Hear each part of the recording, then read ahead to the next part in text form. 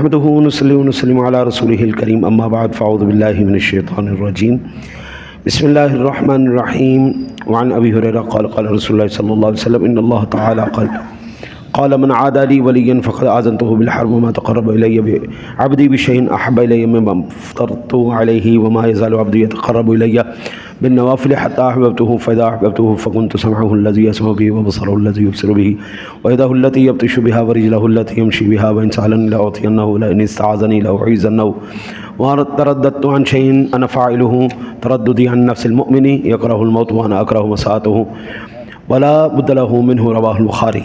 حضرت سیدنا ابو ہریرہ رضی اللہ تعالیٰ عنہ سے روایت ہے، وہ فرماتے ہیں کہ رسول اکرم صلی اللہ علیہ وسلم نے ارشاد فرمایا کہ اللہ تعالیٰ فرماتا ہے جو میرے کسی ولی سے عداوت رکھے میں اسے اعلان جنگ دیتا ہوں، اور میرے کسی بندے کا بمقابلہ فرائض عبادتوں کے دوسرے ذریعے سے مجھ سے قریب ہونا مجھے زیادہ پسند نہیں، اور میرا بندہ نوافل کے ذریعے سے قرب حاصل کرتا رہتا ہے حتیٰ کہ میں اس سے محبت کرنے لگتا ہوں، پھر جب اس سے محبت کرتا ہوں تو میں اس کے کان ہو جاتا ہوں جس سے وہ سنتا ہے، میں اس کی آنکھیں ہو جاتا ہوں جس سے وہ دیکھتا ہے، اور اس کے ہاتھ ہو جاتا ہوں جس سے وہ پکڑتا ہے، اس کے پاؤں بن جاتا ہوں جن سے وہ چلتا ہے، اگر وہ مجھ سے مانگتا ہے تو میں اسے دیتا ہوں، اگر میری پناہ لیتا ہے تو اسے پناہ دیتا ہوں، اور مجھے کرنا ہوتا ہے اس میں کبھی بھی تردد نہیں کرتا، جیسے کہ میں اس مومن کی جان نکالنے میں توقف کرتا ہوں جو موت سے گھبراتا ہے، اور میں اسے ناخوش کرنا پسند نہیں کرتا، ادھر موت بھی اس کے لیے ضروری ہے۔ یہ بخاری شریف کی روایت ہے۔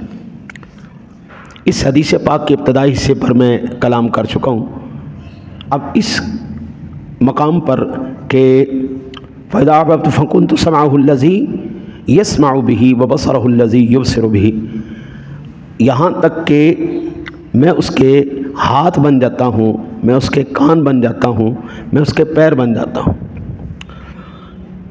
اس خاص حصے پہ آج میں گفتگو کرنا چاہتا ہوں، اللہ کی مدد سے وہ کرم فرمائے، میری زبان پر کلمہ حق جاری فرمائے۔ پہلی بات ذہن میں رکھیں، اللہ حلول سے پاک ہے۔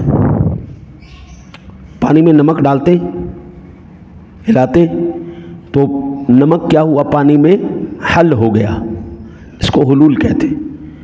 روح افزا پانی میں ڈالا، چمچ چلائی، کیا ہوا؟ حل ہو گیا۔ پھول کے اندر خوشبو حل ہے، موجود ہے۔ اللہ کی ذات اس چیز سے پاک ہے، اللہ کی ذات اس چیز سے پاک ہے کہ کسی میں حلول کر جائے۔ اب یہ بخاری شریف کی حدیث ہے، یہ حدیث بھی صحیح ہے۔ یاد رکھیے، ہمیشہ جب ایسا کلام آ جائے جو عرف عام میں، عقل عوام میں نہ آئے تو اس کی تعویل کی جاتی، اس کی تعویل کی جاتی۔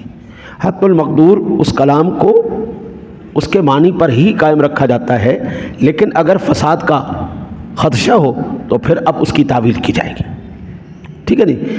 اب پھر اس کا کیا معنی ہوا کہ میں اس کے کان بن جاتا ہوں، میں اس کے ہاتھ بن جاتا ہوں، میں اس کے پیر بن جاتا ہوں، اور یہ ہے بھی حدیث قدسی، حدیث قدسی ہے جی، اللہ خود ارشاد فرمائے۔ تو اس کے چند معنی ہیں۔ پہلا معنی کہ اللہ وحدہ لا شریک اس ولی کے اعضاء کو گناہ کے لائق ہی نہیں رہنے دیتا، وہ بندہ ہمیشہ ٹھیک کام کرتا ہے، غلط کام اس سے سرزدی نہیں ہوتے۔ اب قرآن آپ لوگوں کو ہم کہیں نا جی ایک سپارہ پڑھیں تو 2 گھنٹے آپ لگا دیں گے سپارہ پڑھنے میں، لیکن یہی حافظ قرآن ہے، میں اس سے کہوں وہ حافظ قرآن ہے، میں اس بچے سے کہوں یہ عبدالاحد بھائی یہ حافظ قرآن ہے، میں ان سے کہوں یہ 10 سے 15 منٹ کے اندر ایک سپارہ پڑھ لیں گے۔ آپ ایک ایک لائن پڑھنے میں، ایک ایک رکوع پڑھنے میں 10 منٹ لگا دیں گے، لیکن وہ ایسے پڑھ لیں گے۔ کیوں؟ ان کے لیے آسان کر دیا اللہ نے۔ جن کے لیے اللہ نے کلام آسان کر دیا، نیکیاں آسان کر دیں، ان کے لیے مشکل کوئی نہیں ہوتی، ان کے لیے کوئی مشکل نہیں، وہ آسانی سے وہ ساری عبادتیں جو بھی ان سے سرزد ہو رہی ہوتی ہیں وہ اللہ کی توفیق سے، اللہ اپنے کرم سے ان سے کروا رہا ہوتا ہے۔ یہ معنی ہے اس کے ہاتھ پیر بن جانے کا، اس کے کان بن جانے کا۔ اس کو گانا سننا اچھا نہیں لگتا، اللہ اس کے ٹیسٹ کو اتنا ڈیولپ کر دیتا ہے کہ سوائے ذکر الہی کے اس کے کان کو کچھ اچھا ہی نہیں لگتا۔ آپ ذکر و اذکار کی محافل ہے نا جی، جیسے ہی درس قرآن یا درس حدیث شروع ہوتا ہے، درس قرآن یا درس حدیث شروع ہوگا، لوگ ایسے اٹھ کے دوڑ جائیں گے، دعا ہونے لگے گی، لوگ دوڑ جائیں گے۔ وہ نہیں دوڑتے، اللہ بیٹھنے نہیں دیتا۔ وہ کہتے ہیں یار وقت ضائع کرنا، اتنا وقت ضائع کرنے کیا فائدہ وقت ضائع۔ لیکن جن کے لیے اللہ آسانی کر دیتا ہے، جن کے لیے اللہ چاہتا ہے اس کے اعمال بڑھیں، قرآن سننے سے اعمال نیکی بڑھے گی یا کم ہوگی؟ حضور کا فرمان سننے سے نیکی بڑھے گی یا کم ہوگی؟ مسجد میں بیٹھ کر اللہ رسول کا ذکر کرنے سے آپ کے اعمال اچھے بڑھیں گے یا کم ہوں گے؟ لوگ تو دوڑ جاتے ہیں۔ تو ان کے لیے جن کے لیے آسانی کر دی، اس کا مطلب یہ ہے اللہ سونا ان کے ہاتھ پیر باندھ کے، ایک معنی۔ دوسرا، یا پھر وہ بندہ ان اعضاء کو دنیا کے لیے استعمال ہی نہیں کرتا، صرف میرے لیے استعمال کرتا ہے، ہر چیز میں مجھے دیکھتا ہے، ہر آواز میں میری آواز سنتا ہے، اس کو پھر اور کوئی شے اچھی نہیں لگتی۔ میں نے اسلاف کا جب مطالعہ کا دورانیہ پڑھا، قرآن کا دورانیہ پڑھا، حدیث کا دورانیہ پڑھا، تو میں دنگ رہ گیا، یا اللہ یہ لوگ 18 گھنٹے بیٹھ کے مطالعہ کرتے تھے۔ آپ ہمارے بزرگوں کی حالات زندگی پڑھیں، میں نے اپنے اساتذہ کو دیکھا ہے، اپنے والد گرامی رحمۃ اللہ تعالیٰ علیہ کو دیکھا، 50 سال اس بندے نے حدیث پڑھائی ہے، 1-2 دن نہیں، 50 سال۔ اور رات کو عشاء کے بعد نماز پڑھ کے وہ بیٹھتے تھے مطالعہ کرنے کے بعد فجر کی اذانیں ہو جاتی، اتنا مطالعہ۔ تو یہ اللہ نے توفیق دی ہے تو ہو گیا نا اس سے، یہ وہ پھر اللہ سونا اس طرح ان کے ہاتھ۔ یا پھر تیسرا یہ، وہ بندہ فنا فی اللہ ہو جاتا ہے جس سے خدائی طاقتیں اور اس کے اعضاء میں کام کرتی ہیں، وہ ایسے کام کر لیتا ہے جو عقلوں سے مابرا ہوتے ہیں۔ اب دیکھیں نا جی، ذکر کا برکت تو ہے نا، قرآن کی برکت تو ہے نا۔ پھر جب وہ کسی کو کر دیں، پھونک مار دیں، اللہ اس کو شفا دے دیتا ہے۔ وہ کسی کے لیے دعا کر دے، اللہ دعا قبول فرما لیتے۔ وہ کسی کے لیے خیر کا ارادہ کر لے، اللہ ان کو کامیابی کر دیتے۔ تو اللہ سونا پھر ہاتھ پیر اس طرح بن جاتے۔ یا پھر دیکھیں نا جی، یہاں پر بیٹھا ہوا کوئی شخص یہاں سے 1500 کلومیٹر دور کسی شخص کی خوشبو سونگھ سکتا ہے؟ نہیں سونگھ سکتا نا، اس میں کوئی ایسی بات تو نہیں ہے نا۔ لیکن قرآن کہتا ہے کہ جب حضرت یوسف علیہ السلام کی قمیض مصر سے چلی تو یعقوب علیہ السلام نے کنعان میں بیٹھ کر اس کی خوشبو سونگھ لی۔ اور یہ قرآن ہے، یہ کوئی روایت نہیں ہے، یہ قرآن ہے کہ یعقوب علیہ السلام بیٹھے کنعان کے اندر، یوسف علیہ السلام کی قمیض چلی ہے مصر سے۔ تو قرآن کہتا ہے کہ یعقوب علیہ السلام بولے آج تو مجھے یہ نہ کہو کہ بابا سٹیا گیا ہے، تو مجھے یوسف کی خوشبو آ رہی ہے۔ یہ قرآن ہے۔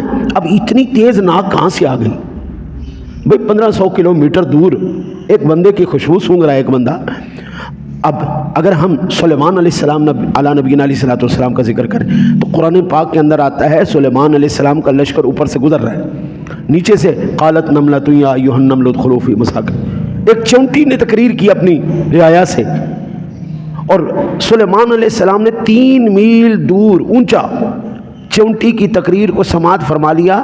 پھر قرآن کہتا ہے فتبسم ضاحکا من قولھا، اس کی تقریر سن کے اللہ کا نبی مسکرا دیا۔ آج بھی کوئی ماں کا لال اٹھا کے کان میں چونٹی رکھ کے اس سے پوچھے ذرا چونٹی صاحبہ آپ کیا کہہ رہی ہیں، نہیں بتا سکتا۔ لیکن چونٹی کی تقریر، یہ میں قرآن کی باتیں کر رہا ہوں آپ سے، یہ قرآن کے اندر حضرات اولیاء اللہ کی کرامات پر میرا یقین ہے، ایمان ہے۔ حضرت حسین عمر فاروق اعظم رضی اللہ عنہ نہیں تھے جو مدینہ منورہ کے اندر آپ خطبہ ارشاد فرما رہے تھے، مقام نہاون پر حضرت ساریہ نے سنا، 1400 کلومیٹر کا فاصلہ۔ حضرت پھر اللہ سنا ان کی زبانوں پر، ان کے پھر معاملات کے اوپر اللہ خود اپنا کنٹرول کر لیتا ہے۔ یہ ہے اس کا مطلب۔ آج جب ہم یہ کہیں نا جی کہ یہ ممکن ہے کہ زبان بشر پر خدا بولے، تو لوگ کہتے ہیں کہ یار بڑی عجیب سی بات ہے، بڑی عجیب بات ہے، زبان بشر پر خدا کیسے بول سکتا ہے؟ قرآن ہمیں بتاتا ہے کہ حضرت موسیٰ علیہ السلام کو درخت نے کہا، درخت کے پیچھے سے آواز آئی انی انا اللہ رب العالمین، میں تیرا رب بول رہا ہوں۔ تو مولانا روم کہتے چوں روا باشد ان اللہ از درخت کہ روا نبود، کہ گویا نیک بخت۔ یہ کیسے ممکن ہے کہ درخت سے تو آواز آ سکتی ہے اور بشر سے نہیں آ سکتی؟ بھئی درخت، یہ قرآن کی آیت ہے، میں نے آپ کے سامنے عرض کی نا، قرآن کے واقعات عرض کیے نا، اب ان کا انکار کر کے کہاں جائیں گے ہم؟ تو اس حدیث مبارکہ کا یہ معنی ہوا کہ جناب اللہ سونا پھر ان لوگوں کے اوپر اپنا کلی اختیار فرما لیتا ہے، اپنی قدرت کا اظہار فرماتا ہے. یہ نہیں کہ اللہ ان کے ہاتھ بن گیا، پیر بن گیا، نہیں. پھر جب وہ ہاتھ اٹھاتے ہیں اللہ ان کے اٹھے ہوئے ہاتھوں کی لاج رکھتا ہے، جب وہ بولتے ہیں اللہ ان کے بولنے کی لاج رکھتا ہے، جب وہ کسی کو دم کر دے، دعا دے دیں، اللہ پھر ان کی لاج رکھتا ہے. پھر ان کے کام، آنکھیں اور قوت شامہ یہ پھر الگ لیول پہ آ جاتی ہے، کیونکہ اس نے اپنے آپ کو الگ لیول پہ رکھ دیا نا. انشاءاللہ اس حدیث کے اگلے حصے پر میں پھر عرض کروں گا. اللہ سے دعا ہے اللہ تعالیٰ آپ کو مجھے عمل کی توفیق عطا فرمائے.